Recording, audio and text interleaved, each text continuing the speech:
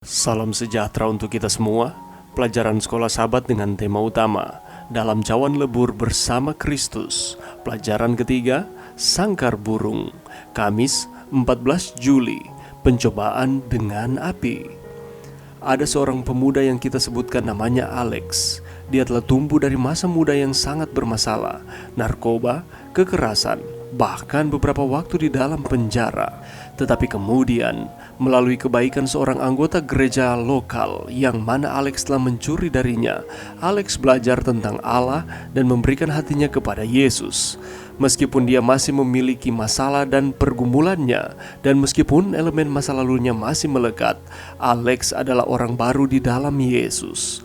Dia mengasihi Allah dan berusaha untuk mengungkapkan kasih itu dengan menaati perintah-perintahnya. Pada satu titik, Alex merasa terkesan bahwa dia harus menjadi pendeta. Segala sesuatu menunjuk ke arah itu. Dia menjawab panggilan Allah, tidak ada keraguan sama sekali. Di kampus semuanya berjalan baik pada awalnya. Kemudian satu demi satu menjadi serba salah dan hidupnya mulai berantakan. Sumber uangnya mulai mengering, seorang teman dekat berbalik melawan dia, membuat tuduhan yang salah tentang dia yang merusak reputasinya. Selanjutnya, dia terus sakit. Tidak ada yang tahu apa itu. Tetapi hal itu memengaruhi studinya sampai pada titik di mana dia takut dia harus putus sekolah sama sekali.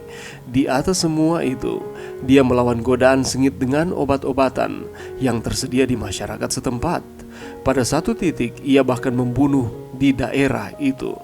Alex tidak mengerti mengapa semua ini terjadi, terutama karena dia yakin bahwa Allah telah membawanya ke sekolah ini sejak awal. Apakah Alex salah tentang itu? Jika demikian, apakah seluruh pengalamannya dengan Allah merupakan kesalahan besar? Bahkan elemen-elemen paling mendasar dari imannya pun diragukan. Bayangkan, di tengah krisis ini, Alex mendatangi Anda dan meminta nasihat. Apakah yang akan Anda sampaikan? Pengalaman apakah yang Anda miliki yang dapat membantu orang seperti dia? Ayat Alkitab apakah yang akan Anda gunakan? Seberapa membantukah ayat-ayat berikut dalam situasi seperti itu?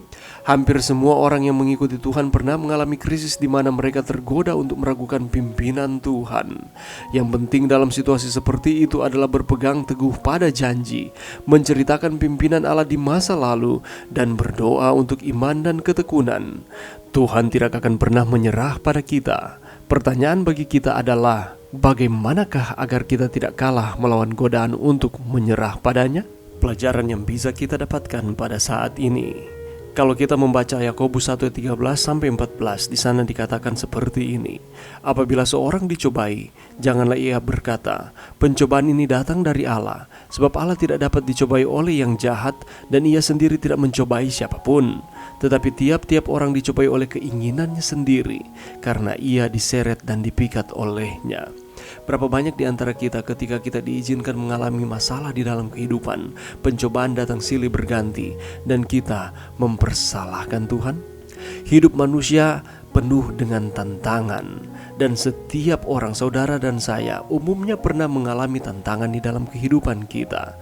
Dan seringkali kita berpikir bahwa tantangan ini sudah berat, dan gantinya kita datang kepada Tuhan, kita mulai mempersalahkan Tuhan di dalam hal ini. Sebagai pengikut Kristus, tentunya saudara dan saya yakin bahwa dengan berdoa, kita bisa menyampaikan keluh kesah kita, pergumulan kita kepada Tuhan untuk meminta pertolongan. Tetapi seringkali ketika kita sudah berdoa, ketika kita menyampaikan akan setiap permohonan, doa tersebut belum dijawab oleh Tuhan. Tetapi perlu kita ketahui bahwa doa bukan dimaksudkan untuk mengingatkan Tuhan akan kesulitan kita, karena Allah melihat akan kehidupan saudara dan saya, dan Ia mengetahui kesulitan-kesulitan kita. Tetapi sebaliknya, doa merupakan pengingat bagi kita bahwa di dalam kesulitan untuk selalu datang dekat kepada Tuhan. Respon manusia terhadap kesulitan memang berbeda-beda. Ada yang ketika menghadapi tantangan di dalam kehidupan akan rajin berdoa, tetap percaya kepada Tuhan bahwa pertolongan Tuhan itu pasti datang di dalam kehidupan. Tetapi ada ketika menghadapi masalah kehidupan sama seperti dengan yang telah dibahas tadi, kita mulai meragukan Tuhan, bahkan mempersalahkan Tuhan di dalam kehidupan kita. Sebagai umat-umat Tuhan, kita harus sadar bahwa Tuhan terkadang mengizinkan hal-hal yang berat datang di dalam kehidupan kita. Apa yang harus kita lakukan? Dia menginginkan supaya kita bergantung sepenuhnya kepada Tuhan. Karena dengan pandangan kita sendiri, kita tidak akan mampu menyelesaikan tantangan di dalam kehidupan kita. Tetapi apabila kita melandaskan iman kita hanya kepada Tuhan, walaupun berat tantangan yang datang di dalam kehidupan kita, Allah berjanji Dia tidak akan pernah meninggalkan kita. Walaupun pencobaan itu sama seperti dengan api yang membakar akan kehidupan kita, tetapi Allah tidak akan pernah meninggalkan kita. Ia akan memberikan kita kemenangan di dalam setiap pencobaan. Apa yang harus kita lakukan? Bertahan, setia kepada Tuhan, menghidupkan iman kita kepada Tuhan. Dan ketika datang masalah di dalam kehidupan kita, kita harus percaya bahwa Allah akan turun tangan, Allah akan terus bersama-sama dengan kita. Mari kita renungkan ini. Hampir semua orang yang mengikuti Tuhan pernah mengalami krisis di mana mereka tergoda untuk meragukan pimpinan Tuhan. Benar atau tidak?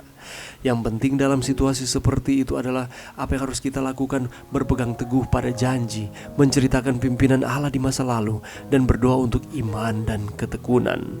Memang hal-hal ini mudah untuk diucapkan, tetapi butuh komitmen kita kepada Tuhan untuk kita melakukannya. Dan Allah tidak akan pernah menyerah kepada saudara dan saya. Dia akan menolong kita tepat pada waktunya.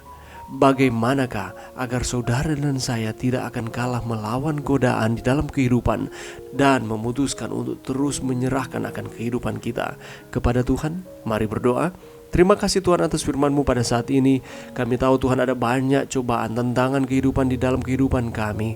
Tetapi kami yakin kami memiliki Allah yang memberikan solusi. Dan kami akan menjadi pemenang di dalam Tuhan. Ini doa kami di dalam nama Yesus. Amin.